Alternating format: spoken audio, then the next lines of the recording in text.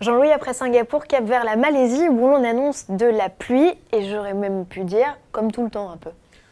Comme tout le temps, mais j'ai l'impression, c'est peut-être juste une impression, que ça sera plus violent que d'habitude, parce que tout le monde annonce des orages et des tornades. Et donc, c'est un peu le style de la Malaisie. Mais il est vrai que depuis 2 ans ou 3 ans, enfin depuis que c'est au mois d'octobre, septembre-octobre, et non plus au début de la saison, tout ça c'est un peu plus violent.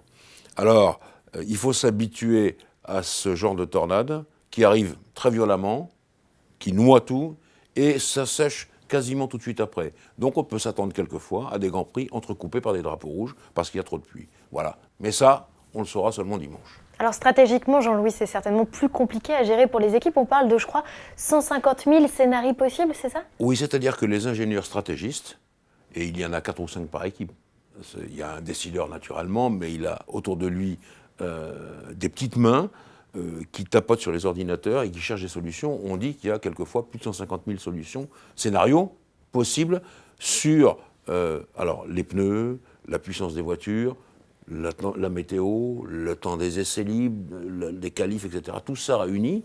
Et puis, il pioche là-dedans. Et donc, effectivement, quand vous avez 150 000 solutions possibles, ça veut dire qu'il y a aussi les pneus pluie, les pneus intermédiaires. Bref, et c'est dans l'instant, hein, je rappelle. C'est ça qui est. On ne peut pas vraiment toujours critiquer les stratégistes, parce que ça, c'est dans l'instant. Et je rappelle cette histoire souvent, quand l'an passé en Malaisie, Mercedes est rentré, les 2 Mercedes sont rentrés d'un coup au stand au bout du 7e tour parce qu'il y avait, je crois, une voiture de sécurité. Chez Ferrari, le jeune stratégiste qui débutait chez Ferrari a pris la décision de laisser les voitures en piste. Et là, il y a tout le muret des stands qui se penche vers lui pour regarder le gars qui prend cette décision. Il l'a prise et les Ferrari ont gagné. Comme quoi, ça a payé. Justement, à propos des pneus, Jean-Louis, qui va opter pour quoi? On pense que les pneus durs seront la meilleure solution, quoi qu'il arrive. Oui, en cas de piste sèche, oui, parce qu'il fait quand même extrêmement chaud. C'est un revêtement abrasif. Il y a l'humidité qui est toujours présente. Vous sortez du stand et naturellement vous êtes trempé. Voilà, vous êtes en eau.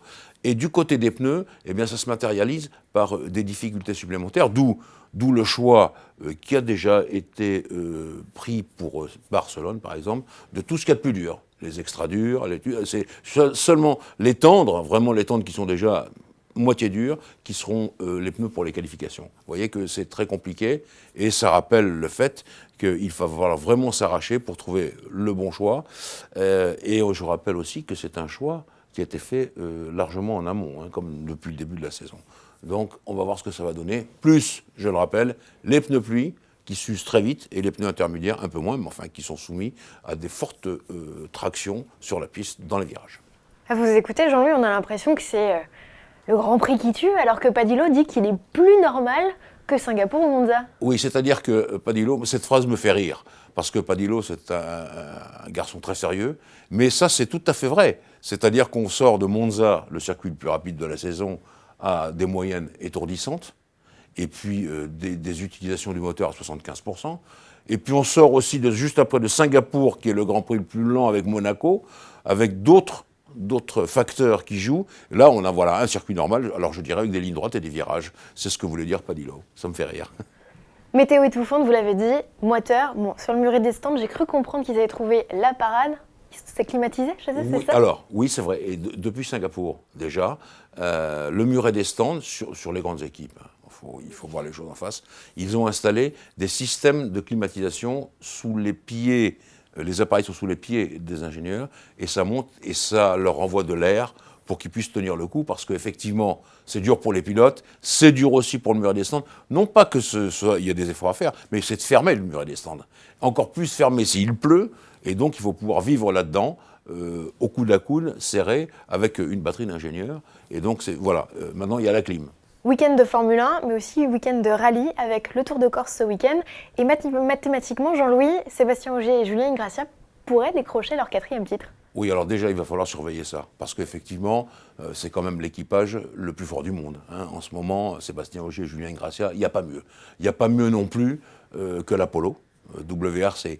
Donc ça va être intéressant à voir. Mais je veux surtout parler, Géraldine, à nos internautes du Tour de Corse, qui est pour moi un rallye très à part. On dit le rallye des 10 000 virages. c'est vrai. C'est un rallye qui, pour moi, rappelle les grandes courses de sport prototype des années 70, et même avant, par exemple, la Targa Florio.